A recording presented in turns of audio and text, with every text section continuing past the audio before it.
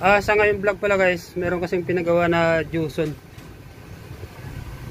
Ito yung kanyang sa takip niya. Tinakpan kasi ng may-ari yung niya, yung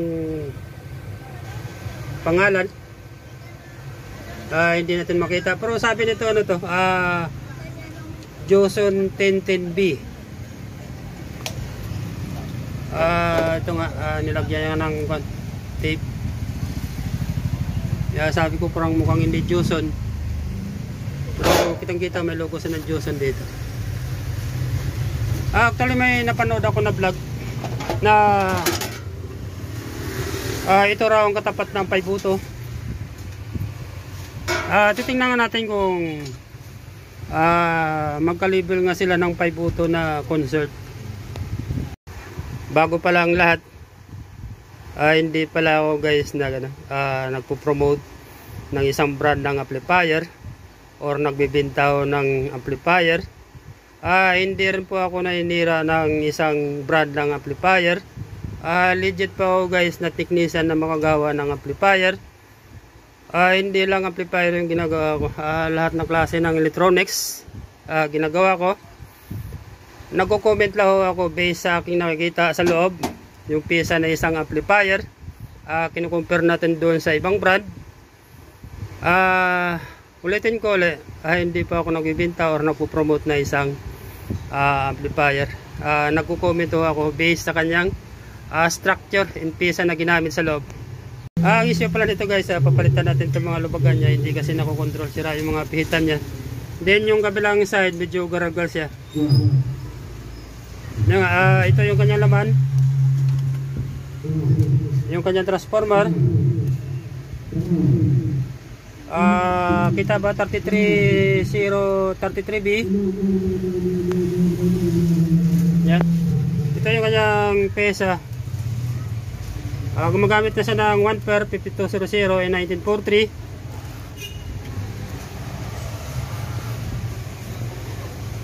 Ito guys, sa kabilang channel. Yan lang maliliit yung kanyang driver. Ito yung kanyang kapasitor, maliliit lang siya. 50 volts, 3300 UF, 2 piraso, 2 pairs. Yan lang parang wala akong nakitang may speaker protect dito. Wala nga sang speaker protect.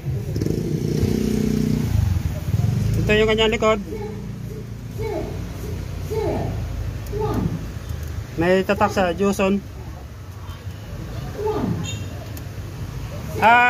I-compare natin to sa paibuto na amplifier. Wala tayong sample na paibuto A ngayon. Paibuto B ang pinagawa ngayon. I-compare natin yung kanilang laman. Kung totoo ba yung sabi na isang vlogger na yung katapat ng Juson 1010B ay itong paibuto na amplifier. Ito guys yung ating kilalang paibuto B.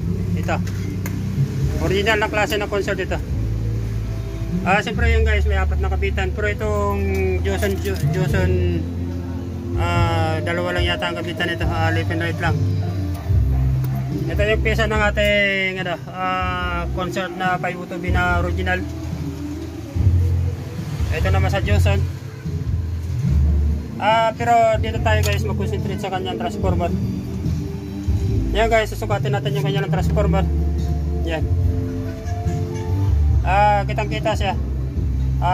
Pumapatak siya ng 4 inches and 1/4. Yung kanyang height halos 2 inches lang siya. Dito tayo sa paibuto B. Yan. Halos pumapalo siya ng 5 inch.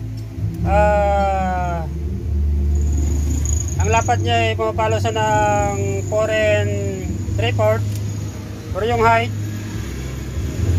ayan guys, pumapalo siya ng 2 and 3/4. Malapit-lapit sa 3. Ang layo guys ng diferensya ng paibuto B compare dito sa Juson. Maliit ang transformer na, ito malaki. Ito guys yung voltahe ng ating paibuto B na original. Kitang kita siya 37037. Ito naman guys sa 33033, kaya lang maliit yung kanyang transformer. Samantala dito ang laki ng kanyang transformer. Alam naman ng lahat yan na lalo na guys yung mga nag-aaral ng electrical o electronics, ng current, mas malaki yung transformer, mas mataas ang current. Yan guys, malaki yung sa ating concert na 502B. Yan nga dito guys, medyo maliit. Yan lang pinagtatakahan ko rito, parang wala akong nakita speaker protect. Sana yun nga, kinunan ko lang guys ng video kasi may napanood ako na ang katapat daw ng Juson 1010B ay yung 5 auto. Pero ako guys, technician po ako, medyo mukhang malayo ang diferensya. Ulitin ko ulit, walang speaker protect guys sa 1010B. Samantala dito guys, siyempre may protect yan, yung kanyang speaker protect. Dito, kanina ko pa sinisilip para mukhang wala akong nakikita. Hanggang dito lang muna siguro guys.